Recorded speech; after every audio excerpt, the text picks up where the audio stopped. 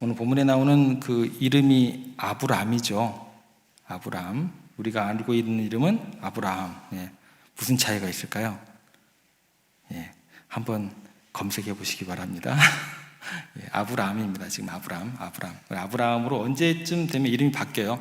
한번 찾아보시기 바랍니다. 이 시간 저희들이 함께 나눌 말씀의 제목은 단까지 쫓아가서. 어디까지 쫓아갔다라는 것도 굉장히 열심히 있어야 쫓아가는 거죠. 나 못 쫓아가 라고 하면 그 열심이 없어지는 어떤 그런 모습을 나타내는 것이다라는 것입니다. 단까지 쫓아가서 구원을 이루는 아브라함의 열정에 대해서 함께 생각을 해보겠습니다. 아브라함의 열정이 식지 않고 단까지 쫓아가서 구원의 역사를 이루었다라는 것이죠. 그러면서 우리가 생각해야 될 것은 구원의 열정을 유지할 수 있었던 그 비결이 뭔가, 거기에 초점을 맞춰야 된다는 것입니다. 지난 시간에 우리가 살펴봤던 것은 누구를 통해서 우리가 좀 집중적으로 살펴봤을까요? 주일날은 한 사람입니다. 롯을 통해서 살펴봤다는 거죠. 롯을 딱 생각에 넣고 봤을 때 아브라함이 그 정도까지 롯 한 사람을 구하기 위해서 열심을 낼 필요가 있느냐라는 그 내용으로 집중을 해서 살펴봤습니다. 구원받을 대상의 가치에 그 열심이 있지 않다라는 거예요. 롯, 그 내용에 대해서 살펴봤고, 오늘은 구원하러 가는 사람에 대해서 집중을 해보겠습니다. 그럼 누구에 대해서 집중하는 시간이 될까요? 아브람. 이것을 명확하게 하고 설교 속으로 들어가겠습니다. 지난 시간은 롯이었고 오늘은 아브람에 대해서 집중적으로 우리가 살펴보겠습니다. 오늘은 구원하러 가는 그 아브람이 어떤 사람인지에 집중을 해야 됩니다. 그리고 이 내용은 그렇습니다. 아브람의 강함이 아니에요. 아브람의 능력이 아니고 오히려 아브람이 약해요. 능력이 없어요. 그런데 오히려 그것을 통해서 하나님의 그 영광이 드러나게 된다라는 내용으로 오늘 설교가 진행이 될 겁니다. 오늘 본문에 나오는 아브람이요, 끝까지 포기하지 않고 롯을 구하러 가는 이유는 지난 시간에 살펴봤던 것처럼 롯이 특별한 정말 귀한 사람이기 때문이 아니다라고 했습니다. 롯을 생각할 때 아브라함의 입장에서는 어떤 것이 생각이 나냐면 매정하게 자기 이익을 챙기고 감사합니다 라는 말 한마디 없이 아브라함 곁을 떠나버린 롯. 아브라함의 생각에서는 롯을 생각하면 할수록 괘씸한 생각이 들어요. 자동적으로 굉장히 서운한 마음이 들 수밖에 없다라는 것입니다. 절대 쫓아가고 싶은 마음이 없어요. 절대 자기 목숨을 걸고 갈 만한 가치가, 그 이유가 롯에게는 없었습니다. 그럼에도 불구하고 아브라함이 기어이 롯을 포기하지 않은 이유가 뭘까요? 그 이유는 이렇습니다. 아브라함은 롯이 아닌 자기가 경험한 하나님의 은혜 때문에 자기가 움직이는 거예요. 그 하나님의 은혜를 경험했기 때문이다라는 거예요. 롯을 구원하러 가고 안 가고는 롯의 문제가 아닌 거예요. 그 영역은 이미 떠나버렸어요. 근본적으로 롯을 구하러 가느냐 구하러 가지 않느냐는 나와의 하나님과의 문제가 되어버린 거예요. 아브라함의 인격의 문제가 되어버렸고 아브라함의 신앙의 문제와 직결되는 문제가 되었기 때문에 이거 양보할 수 없는 거예요. 무조건 쫓아가야 돼요. 왜 그러냐면 아브라함도 자신이 처음에 롯보다도 더 형편없는 인간이었거든요.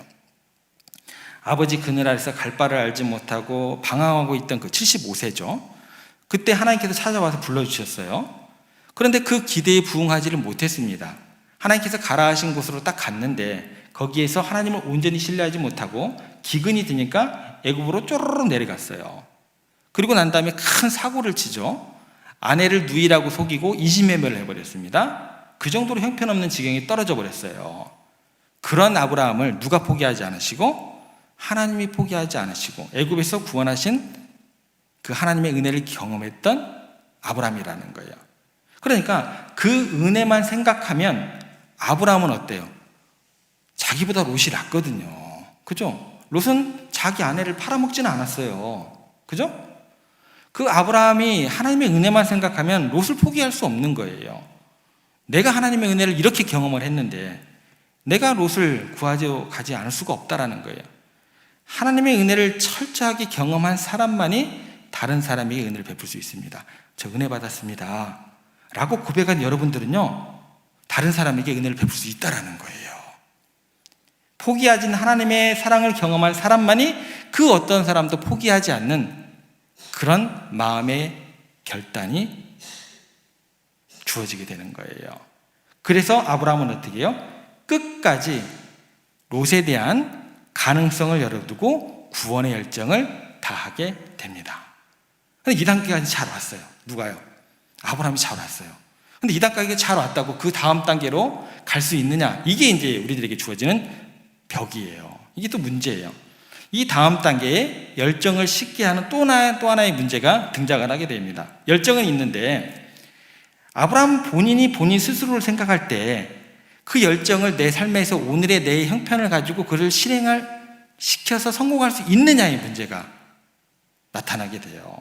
내가 그걸 감당할 수 있는 만한 능력이 있느냐가 문제가 됩니다. 14장 14절 저희들이 한번 보겠습니다. 창세기 함께 읽겠습니다. 아브라함이 그의 조카가 사로잡혔음을 듣고 집에서 길리고 훈련된 자 318명을 거느리고 단까지 쫓아가서, 먼저는 이제 하나님의 은혜에 대한 그 감동이 아브라함을 이렇게 열심을 내도록 했죠. 그 대한 반응으로 아브라함은 조카 롯이 사로잡혔음을 듣고 집에서 길리고 훈련된 318명을 거느리고 단까지 쫓아갔다라고 기록이 되어 있습니다. 여기에서 우리가 이제 아브라함의 오늘의 그 상황과 능력에 대해서 좀 주목을 해봐야 돼요. 먼저 나이를 좀 생각해 볼게요. 아브라함의 나이가 몇일까요? 좋게 75살은 훨씬 넘었죠. 그죠? 훌쩍 넘은 나이였어요. 나이가 상당해요. 그리고 그의 능력은 뭐예요? 군사라고도 할 수 없죠. 그럴듯한 군대가 아니에요. 집에서 길렀던 종들밖에 없어요. 그 종들을 데리고 318명 데리고 군대를 상대를 해야 돼요. 이 상대편의 강함에 대해서는 다음 주에 좀 생각을 더 구체적으로 해보고, 아무튼 군대를 상대를 해야 됩니다. 근데 집에서 기른 종들밖에 없어요. 마음이야, 야, 내가 하나님의 은혜와 사랑을 받았는데 내가 어찌 롯을 구하러 가지 않으리요? 라고 발자국을 딱 떼려고 하는데 어떻게 돼요? 어떻게 대결하지? 그런 마음이 안 들겠어요? 그렇잖아요. 이 벽에 부딪힌 아브라함이 곧바로 롯을 구하러 뛰쳐나가기가 여러분들 생각에는 쉬웠을 거라고 생각이 드나요? 저는 그렇지 않습니다. 이거 굉장히 어렵다라는 거예요. 우리는 어떤 일을 우리가 결단하고 실행하기에 앞서서 내가 생각하면 제가 나이가 많아요, 뭐 이렇다는 이유로, 또 내 오늘의 상황 자체가 만만치가 않아요, 녹록치가 않아요, 그렇다는 이유로 포기하고 싶을 때가 굉장히 많습니다. 그렇죠? 그러나 하나님의 온전한 사랑과 은혜에 붙들린 바 된 사람이라고 한다면 이 나이와 상황이 문제가 되지 않는 것입니다. 요한 사도가 요한일서 4장 18절에서 19절에 이렇게 이야기를 해줬습니다. 사랑 안에 두려움이 없고, 뭐가 없다고요? 두려움이 없대요. 사랑이 그렇게 허약한 소리가 아니에요. 약해 빠졌을 때 사랑합니다라고 하는 소리가 아니에요. 사랑 안에 뭐가 없다고요? 두려움이 없고. 온전한 사랑이 뭐를 내쫓는다고 할까요? 뭐를요? 자신 있게. 그거 맞아요. 두려움을 내쫓나니. 온전한 사랑이. 요한일서 4장 18절에 19절. 이따 집에 가서 한번 찾아보세요. 이렇게 되어 있다는 거죠. 사랑 안에 두려움이 없고, 온전한 사랑이 뭐를 내쫓는다고요? 두려움을 내쫓나니. 아브라함이요, 나이에도 불구하고 또 그 상황에도 불구하고 하나님의 받은 바 사랑으로, 그 은혜로 힘을 내어 조카 롯을 구하러 첫걸음을 내디게 됐다라는 거예요. 사랑의 힘이 얼마나 큰지 보여주는 장면입니다. 사랑이 먼저이고 그 일의 성취를 위한 능력은 뭐예요? 나중 문제예요. 나중 문제예요. 우리도 마찬가지입니다. 내가 오늘 하나님의 은혜와 사랑 가운데 충만히 거하고 있다면 나이는 상관이 없어요. 하나님의 부르심에 응답할 수 있다는 거예요. 종종 우리는 어떻게 접근을 하냐면, 우리의 능력이 오늘 내가 있는지 없는지, 우리의 상황이 어떤지를 먼저 살펴요.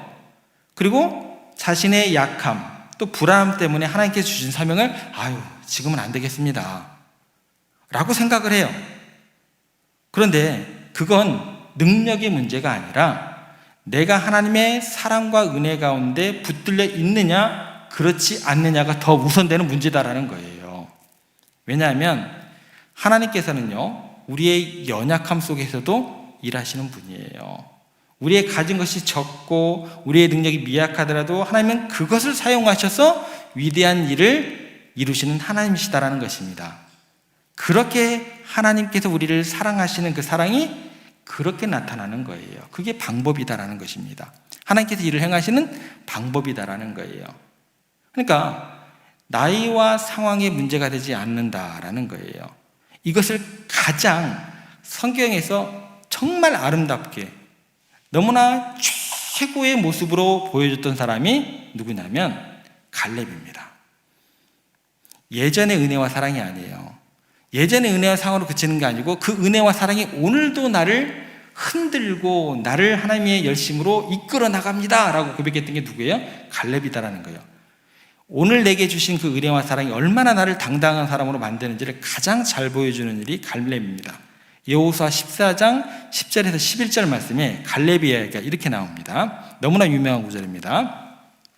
이제 보소서 여호와께서 이 말씀을 모세에게 이르신 때로부터 먼 옛날이다라는 거예요.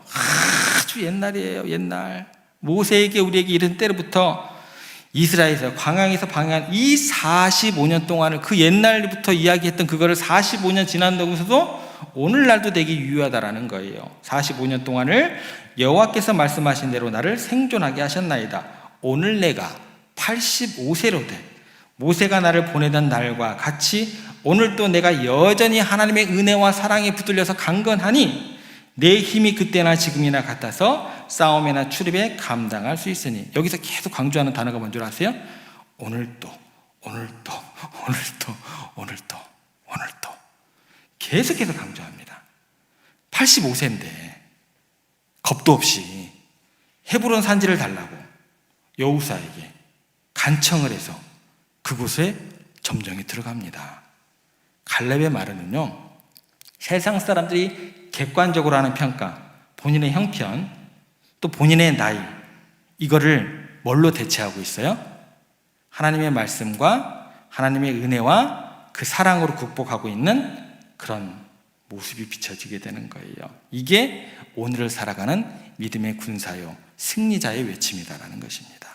문제는 나이가 아닙니다. 사람들이 바라보는 내 형편, 내가 나를 바라보는 상황이 아닙니다. 돈의 유무가 아닙니다.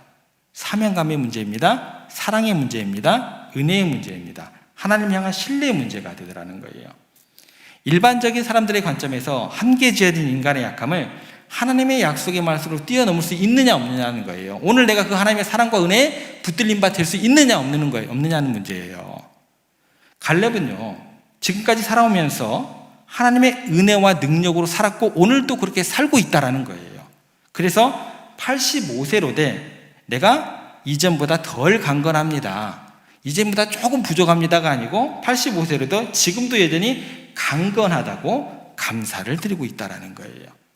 그래서 그 산이 험한들, 그 성이 크고 견고한들, 그 속에 당대의 거인 중이었던 안악자들이 살고 있을지라도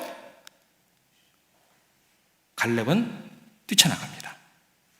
나는 나가겠다라는 거예요. 그 은혜와 그 사랑의 확신 가운데서 나의 문제는 내 문제가 아니라 누구의 문제가 되는 거예요?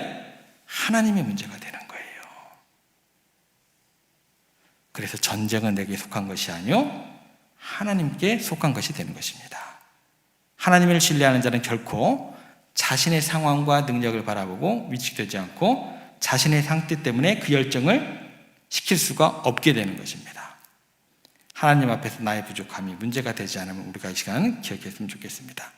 우리는 그런데 늘 기재기를 해요.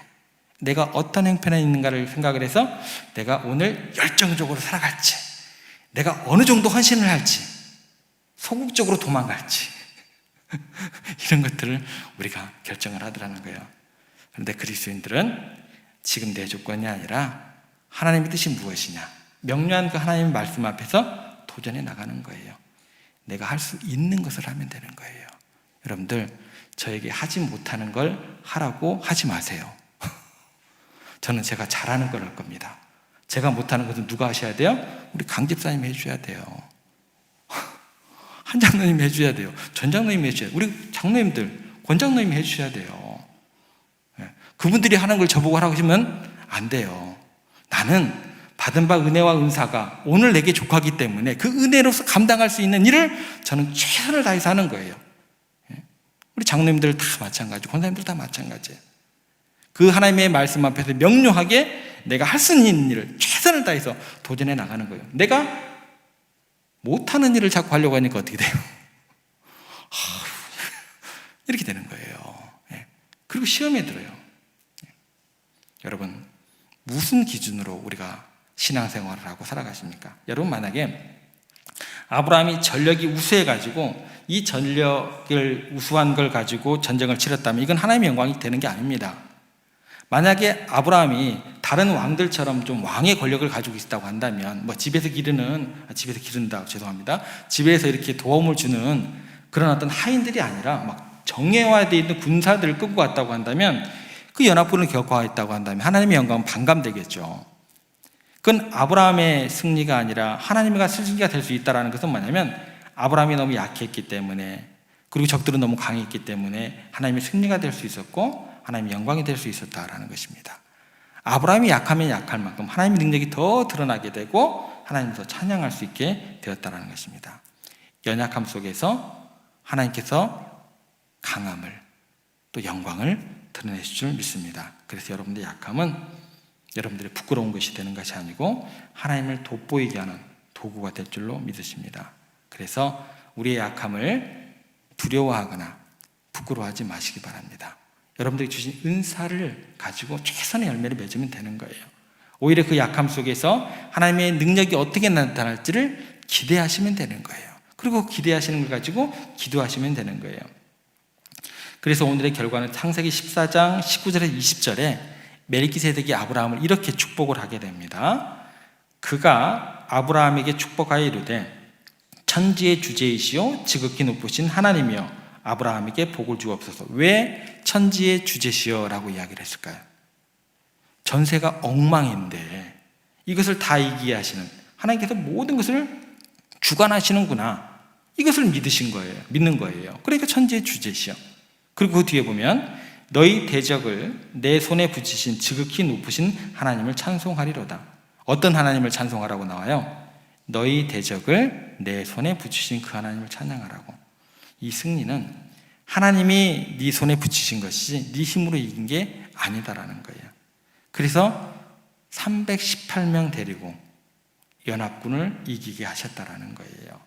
그러므로 여러분, 우리의 연약함이 부족함이 하나님의 영광이 될 줄로 믿으시기 바랍니다. 그러니까 우리가 살아가면서 하나님의 뜻이 명료하다, 하나님께서 말씀으로 이렇게 말씀을 하셨다라고 하면 두려워하지 말고 우리는 담대하게 그 열심을 향하여 나아가면 되는 것입니다. 다윗이 소년이었을 때 골리앗을 싸우러 나가게 됩니다. 두려웠을까요? 두렵지 않았을까요? 제가 항상 질문을 드리면 그런 식의 질문이니까 이제 대답을 잘 하시는데, 두려웠죠. 어떻게 안 두려워요? 사울왕뿐만 아니라 이스라엘 전 군대를 맞닥뜨리고 있는 것도 아니고 그 한 사람 때문에, 골리앗 한 사람 때문에 옴짝달싹 못하고 있는 상황이었어요. 그런데 소년이 가가지고 그게 왜 안 두렵겠어요? 근데 골리앗과 싸우러 나갈 때 다윗이 전력을 비교해 보니까 골리앗의 전력은 10이고 내 전력은 10.1이야. 내가 이길 수 있어. 이렇게 전력을 비교해서 내가 이기겠구나 생각하고 나간 거예요? 그렇지 않다라는 거예요. 이건 있을 수 없는 일이라는 거예요. 뭐가 있을 수 없는 일이에요? 저 한 사람이 하나님의 이름을 욕되게 할 수 있느냐는 거예요. 이건 있을 수 있는 일이 아니다라는 거예요. 내가 소년이 되었건, 내가 저 사람보다 키가 작건, 내가 저 사람보다 능력이 작건, 이건 있을 수 있는 일이 아니다라는 거예요. 두렵겠죠. 말도 안 되죠. 이스라엘 전대 군대가 꼼짝달싹 못하고 있는데 왜 안 두렵겠어요? 근데 있을 수 없는 일이 지금 일어났다라는 거예요. 하나님의 이름이 욕을 먹으면 되냐는 거예요. 이것은 하나님의 뜻이다. 하나님의 뜻이라는 확신이 있으니까 상대편이 골리앗이든 블레셋 전체가 달려오든 이거 문제가 돼요, 안 돼요? 문제가 안 되는 거예요. 이스라엘 진영이 전체가 벌벌 떠는 그 사람이라 할지라도 두려움 없이 나아갈 수 있었던 것은 뭐냐면 이건 하나님의 뜻이다. 이거 하나밖에 없습니다. 여러분, 우리 삶에서 정말 중요한 것은 나의 형편이 아니라 객관적인 전력이 아닙니다. 하나님의 은혜와 사랑이요 하나님의 말씀인 줄 믿으시기 바랍니다. 그러면 하나님께서 우리에게 승리를 안겨주실 거예요. 우리의 열정을 다시 불타오르게 하실 줄 믿습니다. 우리가 가진 약함 속에서 하나님의 영광을 나타내실 줄 믿으시기 바랍니다. 그래서 사도 바울은 자신의 몸의 가시 때문에 자신의 연약함을 고백하지만 오히려 더 강하다고 고백을 하게 됩니다. 고린도후서 12장 9절 10절 사울의 이야기입니다. 저희가 함께 봉독합니다. 나에게 이르시기를 내 은혜가 내게 족하도다. 이는 내 능력이 약한 데서 온전하여 짐이라 하신지라. 그러므로 도리어 크게 기뻐함으로 나의 여러 약한 것들에 대하여 자랑하리니 이는 그리스도의 능력이 내게 머물고 하려 함이라. 그러므로 내가 그리스도를 위하여 약한 것들과 능욕과 궁핍과 박해와 공고를 기뻐하노니 이는 내가 약한 그때의 강함이라. 사도 바울이 자기 스스로 강하다고 생각했을 때는 늘 더 큰 사고를 치고 다녔어요. 하나님을 대적하는 자리에 서 있었던 거예요. 그걸 깨달은 거예요. 그런데 그가 약하다고 고백했을 때, 실제적으로 그렇게 약해졌을 때 그는 온전히 하나님의 능력을 의지하게 되었고 자신의 약함 속에서 하나님의 능력이 어떻게 나타나는지를 체험하게 되었다는 것입니다. 그 이후로 사도 바울은요, 나의 약한 것들만 자랑하고 다니는 사람이 되었습니다. 그래서 고린도전서 1장 26절에서 29절에 보면 하나님께서 어떤 사람들을 사용하시는지에 대해서 사도 바울이 너무나 자세하게 기록을 하게 됩니다. 여기에 나오는 내용들이 여러분들에게 부끄러움이 되는 내용들이에요. 그런데요, 이게 만약에 여러분들이 하나님의 사랑과 은혜 안에 거한다고 했을 때, 그 믿음 가운데 거한다고 했을 때 여기 나오는 이야기들은 여러분들에게 부끄러움이 되는 것이 아니고 여러분들은 하나님을 자랑하는 그런 자리에 앉게 되는 그런 내용들입니다. 어떻게 한번 보시죠. 어떤 내용들이 있는지, 내가 앞으로 이 약함에 대해서, 이 내용들에 대해서 어떻게 자랑하고 어떻게 하나님의 영광을 낼지 한번 점검해보는 그런 생각으로 한번 읽어보기를 원합니다. 함께 읽습니다. 형제들아, 너희를 부르심을 보라. 육체를 따라 지혜로운 자가 많지 아니하며 능한 자가 많지 아니하며 문벌 좋은 자가 많지 아니하도다. 그러나 하나님께서 세상의 미련한 것들을 택하사 지혜 있는 자들을 부끄럽게 하시려고 세상의 약한 것들을 택하사 강한 것들을 부끄럽게 하려 하시며 하나님께서 세상의 천한 것들과 멸시받는 것들과 없는 것들을 택하사 있는 것들을 폐하려 하시나니 이는 아무 육체도 하나님 앞에서 자랑하게 못하게 하려 하심이라. 아멘. 자랑하시면 안 돼요, 이런 것들. 그런데 전제 조건이 하나 있습니다. 뭐라고요? In Christ, 예수 그리스도 안에서 이런 것들은 마음껏 자랑하시기를 바랍니다. 하나님은 백발이 성성한 아브라함이나 우리처럼 미약한 사람들을 통해서 구원의 역사를 이루신다라는 거예요. 그 이유는 간단합니다. 아무도 하나님 앞에서 자랑하지 못하도록 하게 하심입니다.